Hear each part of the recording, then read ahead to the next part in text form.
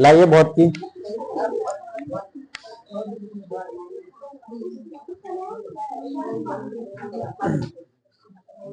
कहां तक हो गया था बताइए।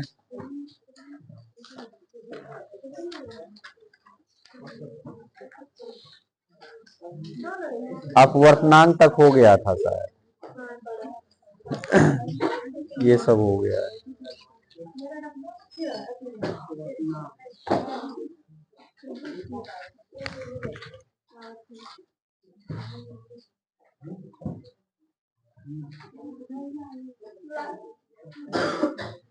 अब पढ़ेंगे अपवर्तन के नियम। ध्यान दीजिएगा, अपवर्तन के नियम।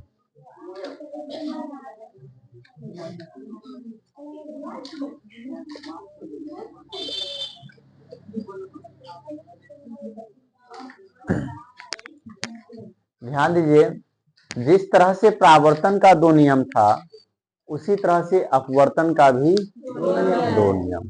ठीक है, तो प्रकाश के अपवर्तन के दो नियम होते हैं।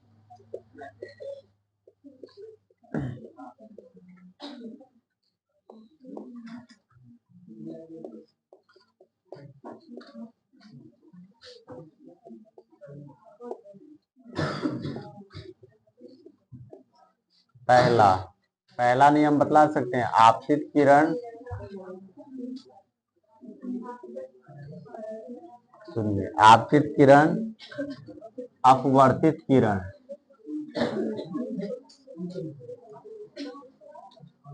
और अभिलंब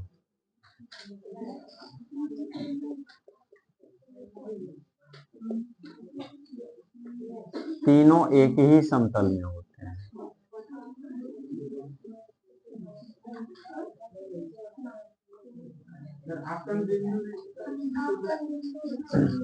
क्या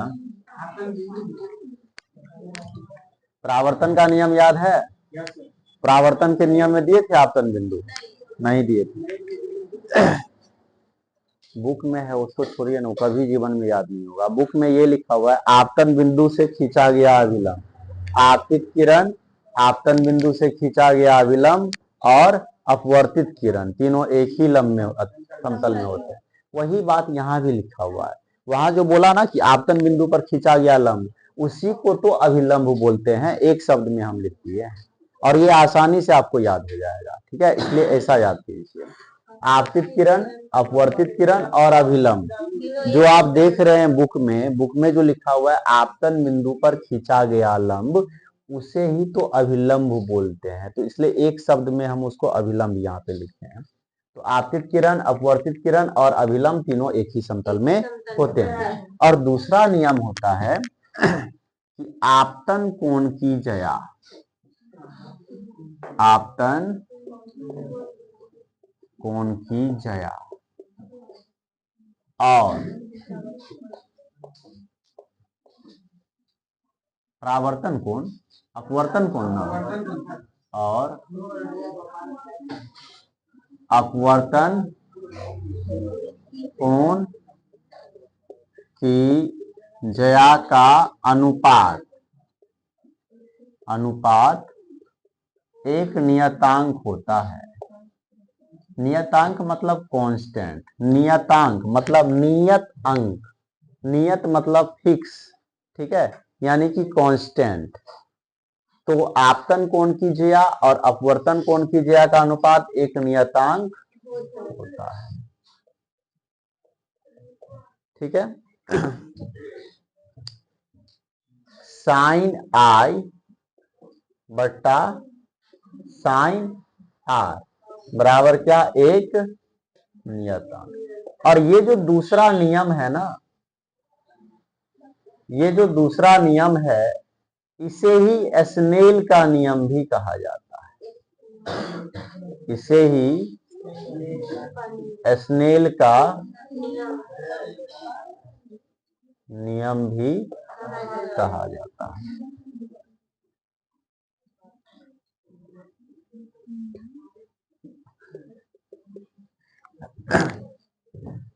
बात आया समझ में? देखिए यहाँ पे तो अपवर्तन के कितने नियम होते हैं? दो नियम होते हैं।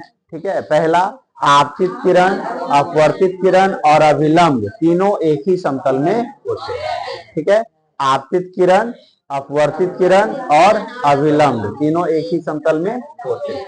और दूसरा, आपतन कोण की ज्या और अपवर्तन कोण की ज्या का अनुपात एक नियतांक होता है, यानी कि साइन आई बट्टा साइन आर बराबर एक नियतांक। और यही जो दूसरा नियम है ना, इसे ही कहा जाता है स्नेल का नियम। तो कई बार एग्जाम में पूछेगा अपवर्तन का क्या नियम होता है, लिखें तो ये पूरा लिखिएगा, या पूछेगा स्नेल का क्या नियम होता है तो सिर्फ ये दूसरा वाला लिखिएगा। ठीक है, जया मतलब साइन, जया को ही साइन से डिनोट किया जाता है। ठीक है, आपतन कोण की जया मतलब साइन आई हुआ, आई मतलब आपतन कोण हो गया, आपतन कोण की जया बोला मतलब साइन आई, अपवर्तन कोण की जया मतलब साइन आर बराबर एक कांस्टेंट होता है तो एक नियतांक आ गया उसमें। ठीक है,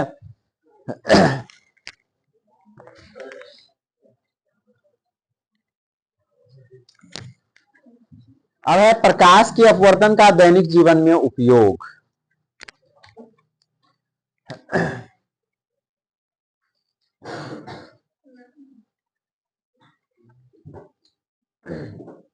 प्रकाश के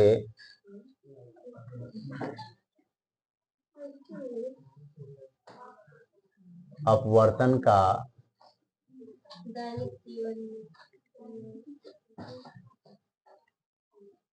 दैनिक जीवन में उपयोग।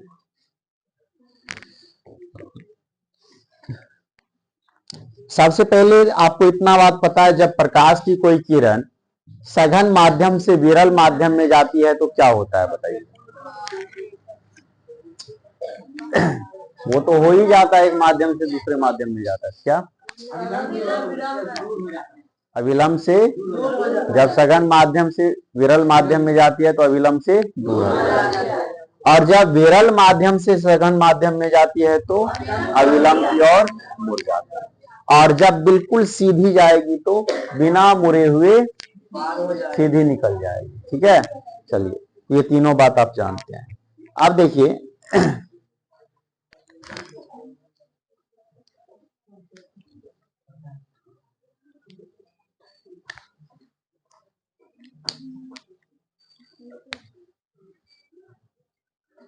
पानी की सतह पर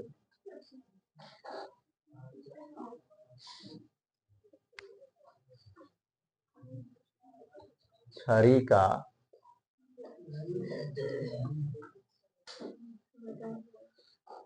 मुड़ा हुआ प्रतीत होना।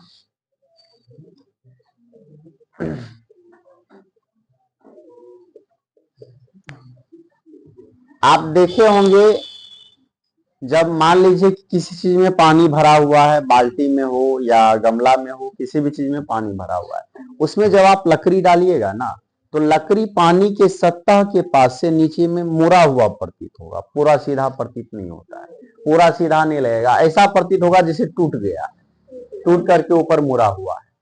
या कभी नाव चलाए होंगे या नाव पर चढ़े होंगे तो देखते होंगे वो जो लगा रहता है वो भी पानी में मुड़ा हुआ प्रतीत होता है। ठीक है, या अपना आप पैर लटकाइएगा पानी में तो ऐसा लगेगा कि पैर जो है मुड़ा हुआ है।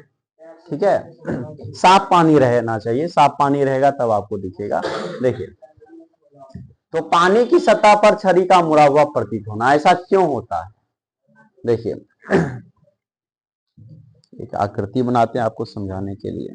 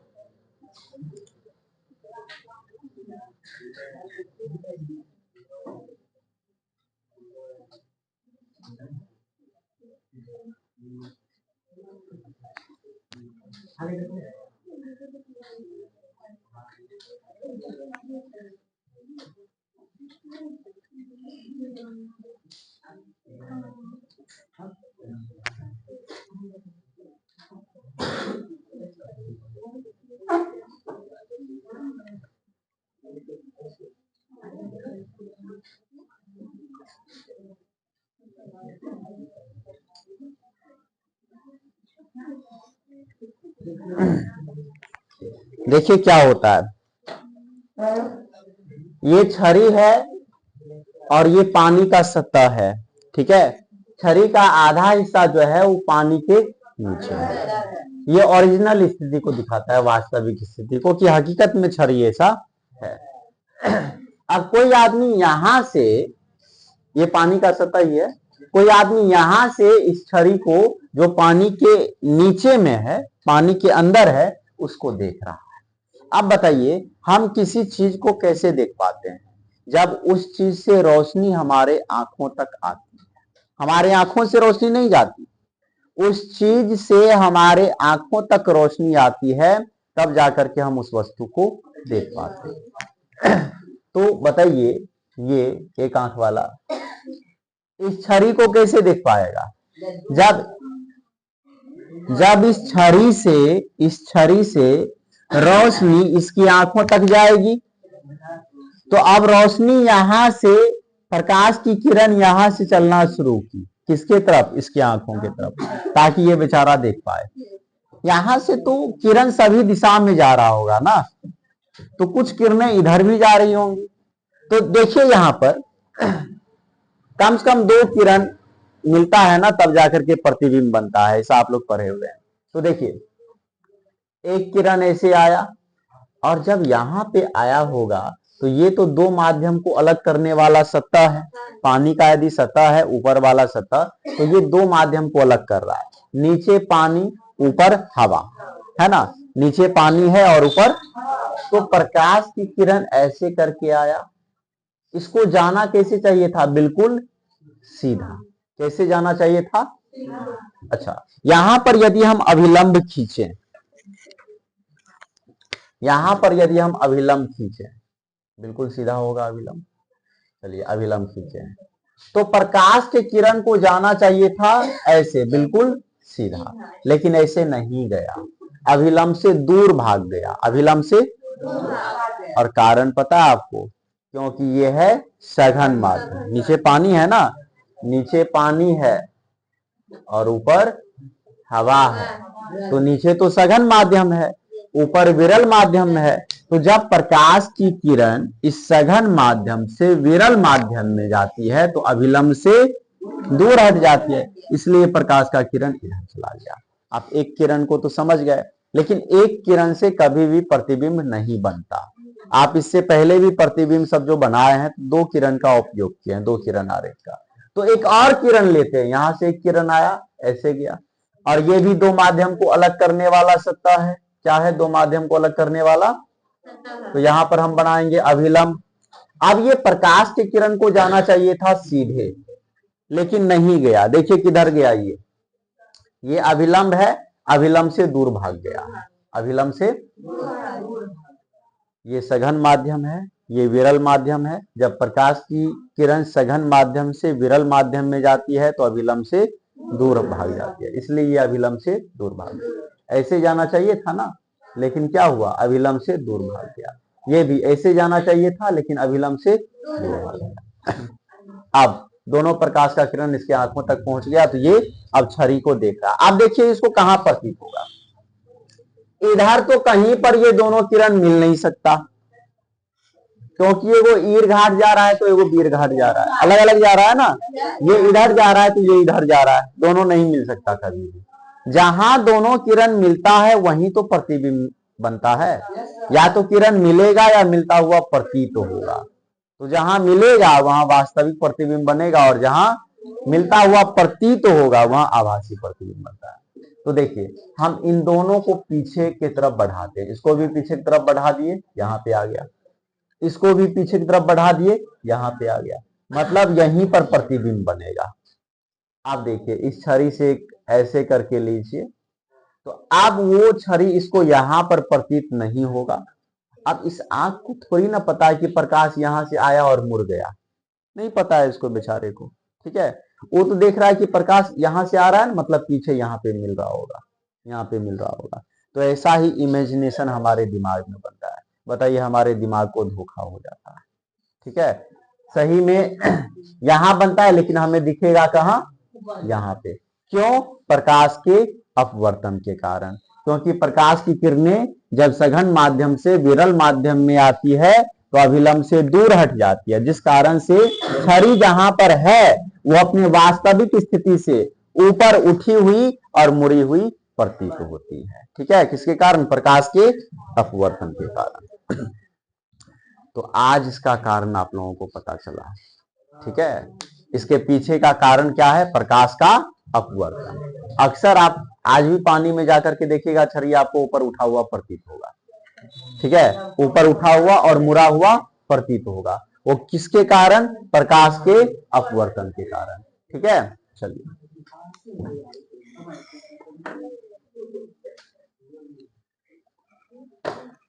अब है पानी से भरी बाल्टी की गहराई का कम प्रतीत होना।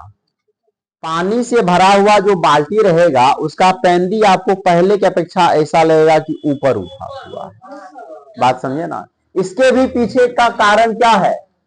प्रकाश का अपवर्तन, परावर्तन नहीं, अपवर्तन, प्रकाश का अपवर्तन। तो और भी कुछ चीजें हैं जो पढ़ लीजिएगा आप लोग, बस दो ही तो है। पानी की सतह पर छड़ी का मुड़ा हुआ दिखना और पानी से भरी बाल्टी की गहराई का कम प्रतीत होना। अब इसके बाद कल की क्लास में प्रिज्म पढ़ेंगे, ठीक है।